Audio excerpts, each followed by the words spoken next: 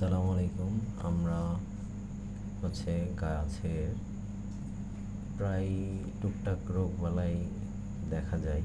তো আজকে যে বিষয়টা নিয়ে আলাপ করব সেটা হলো গাছের পাতা কোঁকড়ানো এবং গাছের পাতা হলুদ হওয়ার পেছনের কারণ। তো গাছের পাতা কোঁকড়ানোর জন্য বিভিন্ন কীটপতঙ্গ, যেটা গাছের পাতার পেছনে থাকে, সবুজ ছোট ছোট কীটপতঙ্গ, এর জন্য গাছের পুষ্টি তারা গ্রহণ করে, যার দরুন পাতা কুঁকড়ায় যায়। তো গাছের পাতা কুঁকড়ানোর জন্য আমরা সাধারণত এটা ব্যবহার করি 1 লিটার পানিতে 1.5 ml। ঠিক আছে। আর যেহেতু গাছের পাতা কুঁকড়ায় যাচ্ছে এবং সাথে বিভিন্ন গাছের আপনার হলুদ হয়ে যাচ্ছে, তো সেই জন্য এই জিনিসটা ব্যবহার করব, সিনকার ব্যবহার করব। তো এটা আসলে আপনার 2 লিটার পানিতে হাফ চা চামচ। যেহেতু একই সমস্যা, মানে গাছে এরকম পাতা কুঁকড়ানো এবং আপনার পাতা কুঁকড়ানো এবং হলুদ হয়ে যাওয়া, এই কারণেই কিছু গাছ আছে দুটো একসাথেই হয়েছে, যার দরুন দুটোকে মিশ্রণ করে ভালোভাবে 1 লিটার পানিতে 1.5 ml এই লিকুইডটা আর হাফ চা চামচ এই পাউডারটা মিক্সড করে গাছে ব্যবহার করব।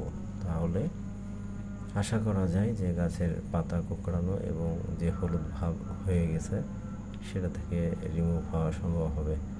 আসলে এই পাতা কোঁকড়ানোর কারণটা তো বললাম, হলুদ হওয়ার কারণে বিভিন্ন রকম হতে পারে। সেটা হলো, এখন যেহেতু বর্ষাকাল, অতিরিক্ত বৃষ্টিপাতের কারণে পাতাতে হলুদ আকার ধারণ করতে পারে। তারপরে বিভিন্ন ধরনের ছত্রাকের কারণে হতে পারে। তারপরে গাছের পুষ্টি হয়তো বা কোনো কিছু অভাব হয়েছে, সে কারণে হতে পারে। তো সেই জন্যই আমরা একসাথে এই দুটা মিশ্রণ তৈরি করে 1 লিটার পানিতে মিশ্রণটা তৈরি করে প্রত্যেকটা গাছে স্প্রে করব। তবে মনে রাখতে হবে এবং খেয়াল রাখতে হবে যে আপনি যখন স্প্রে করবেন তখন যেন রোদ না থাকে, হয় সকালবেলা অথবা সন্ধ্যার দিকে বা বিকেলের শেষ বেলায়, এবং এমন সময় স্প্রে করতে হবে যেন বৃষ্টি বাদল না থাকে, তাহলে স্প্রে করলে কোনো লাভ হবে না বৃষ্টি থাকলে। তো বৃষ্টি যেহেতু কন্টিনিউ হচ্ছে, যার দরুন এটা ব্যবহার করা এখন পসিবল হচ্ছে না। তো চেষ্টা থাকবে যে যদি কন্টিনিউ কয়েকদিন বৃষ্টি না হয়, সেক্ষেত্রে তখন আমরা এই দুটা মিশ্রণ তৈরি করে ব্যবহার করব। তো পূর্বেও কিছু ভিডিও ঘরোয়া পদ্ধতি যে অবলম্বন করে আমি করেছিলাম, বাট খুব বেশি সুফল হয়নি কারণ বৃষ্টির কারণে। তো আশা করা যায় যে এবার বৃষ্টি যখন কিছুটা কমবে কয়েকদিন, সেক্ষেত্রে আমি এই মিশ্রণগুলো তৈরি করে গাছের প্রত্যেকটা গাছে স্প্রে করব।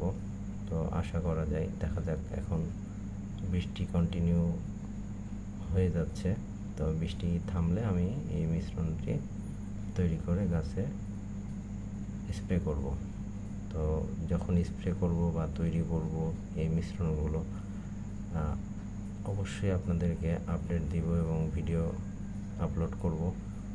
আমি যে ছাদ বাগানের প্রত্যেকটা স্টেপের ভিডিওগুলো আপনাদেরকে শেয়ার করার চেষ্টা করি, এবং আমার যদি কখনো ভুল হয়, সেক্ষেত্রে আপনারা যদি মনে করেন যে এটা আমার ভুল হচ্ছে, তো সেক্ষেত্রে আপনারাও আমাকে অ্যাডভাইস করতে পারেন।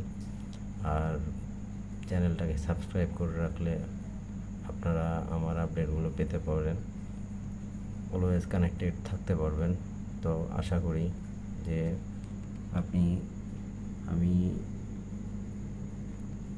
এই মিশ্রণটি তৈরি করে যখন স্প্রে করব সেই সময় আপনাদেরকে আপডেট দিব, এবং তৈরি করার স্প্রে করার কয়েকদিন পরে কি হচ্ছে সেই জিনিসগুলো আপনাদেরকে পরবর্তীতে তুলে ধরবো, যেন ফিউচারে আপনারাও, আমি যদি উপকৃত হই তাহলে আপনারাও উপকৃত হবেন, আপনারা এগুলো ব্যবহার করতে পারেন। তো ভালো থাকবেন, সুস্থ থাকবেন। আসসালামু আলাইকুম।